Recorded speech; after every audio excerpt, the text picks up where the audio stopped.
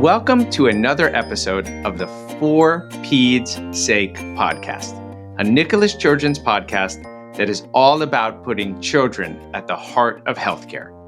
I'm Chad Perlin, a pediatric plastic surgeon here at Nicklaus Children's and host of the podcast.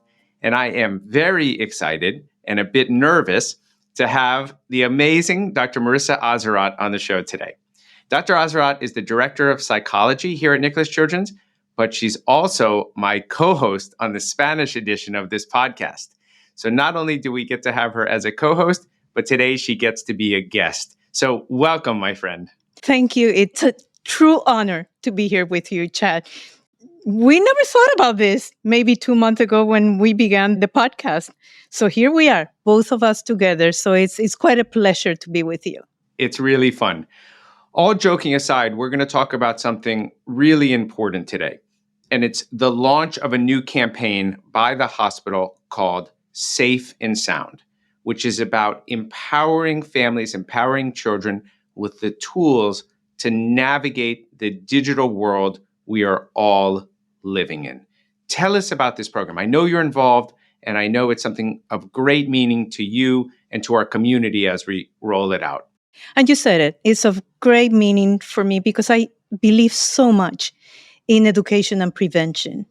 And I guess the bottom line, Chad, is that we cannot wait. Our children cannot wait. Adolescence goes very fast. So we don't have years to wait for research results or whether our politicians are going to create new laws. We need to move now. Are we going to be able to change whatever we need to change in the future? But the goal is, with this campaign, let's get together. Let's create a community of teachers, parents, kids, pediatricians, policymakers, everyone involved. And let's learn, let's share that knowledge, and let's educate our kids in terms of dealing with the digital era that is here to stay. Yeah, I love the fact that Nicklaus Children's and you and your Department of Psychology are helping lead this. I think as we actually speak right now, in the US government, in the Capitol, there is active discussion going on about digital safety for our kids with the leaders of the major social media companies. So what amazing timing as you and I are having this conversation that it's happening at the federal level, literally as we speak. How does this program work? What can families expect out of this program? It puts together, it's a liaison of community partners. And it goes from tools to begin a conversation with your teenager or young child, to videos for the younger one. It's what you mentioned at the beginning of this podcast is empowering families. It's giving them tools. It's giving them information. It's giving them a platform where they can chat and they can discuss ideas and they can be part of the solution. You know, one of the things that I think so many families struggle with, we in our own family, I have 2 teenage boys, as you know, is should our kids have social media to begin with? And when? I know my older one uses it to see what's happening. Social media, it's often a tool for his social calendar. We haven't gone there, but the time feels like it's coming. At some point, it feels appropriate. Is it? Should we? What's your advice to families?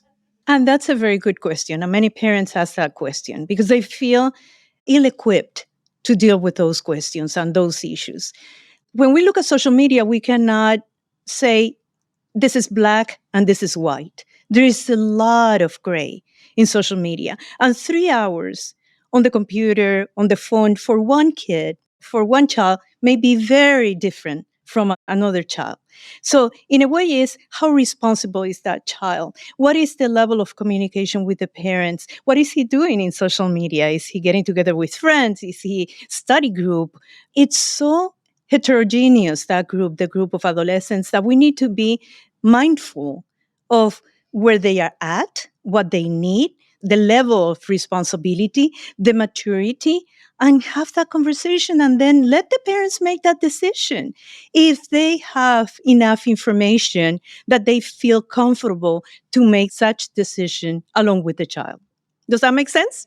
It does. It makes a lot of sense. And as you were talking, I was also thinking, it doesn't have to be black and white or set in stone. There are world events that often happen far outside of any of our control.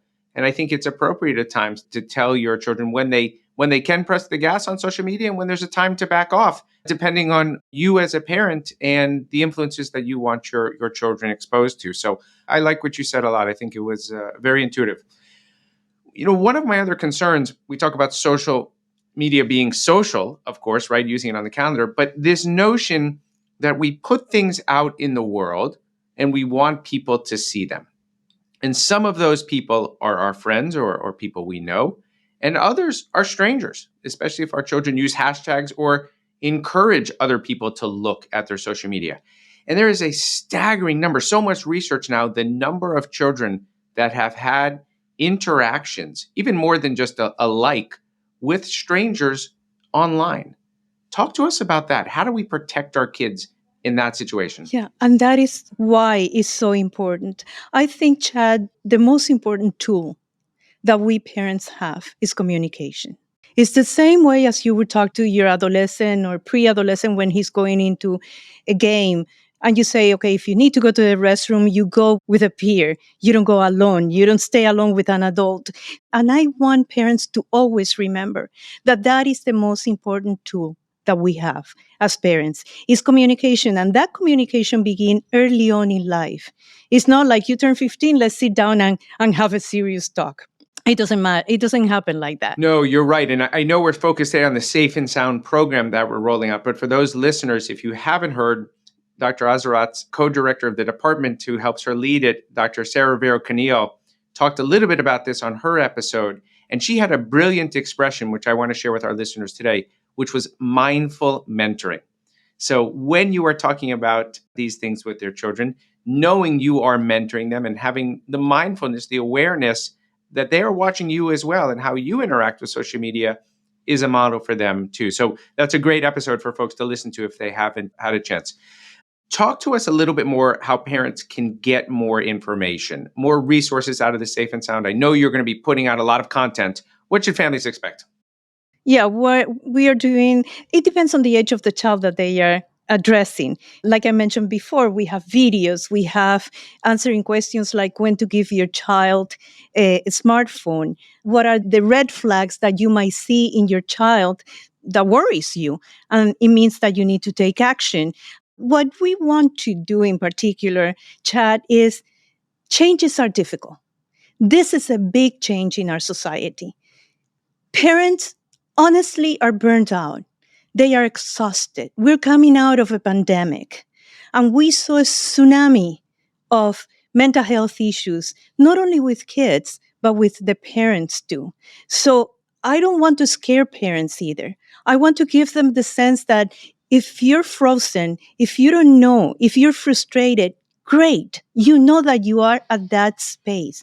So let's move forward. That is a signal to you as a parent that you need to learn, that you need to empower your family.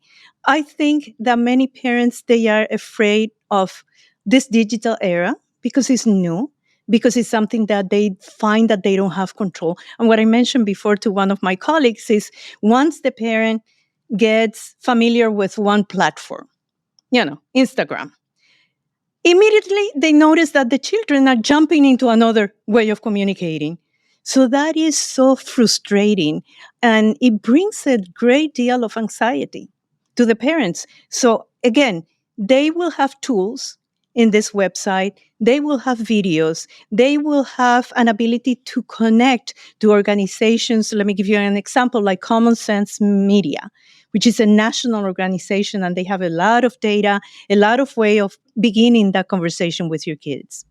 And, last question, how can families access this information? What's the plan to share these tools and resources through this program with our community? Through the website here in our hospital. And I believe that now, today, they can find, they can Google safeandsound.org, and then it will take them to that.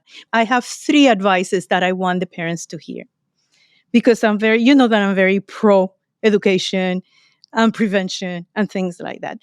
First, as a parent, look in the mirror And ask yourself, how do I describe my relationship with social media and the phone? Be honest, because what the kids are telling us is that my parents are too busy surfing the net or posting pictures or answering emails. So that's the number one.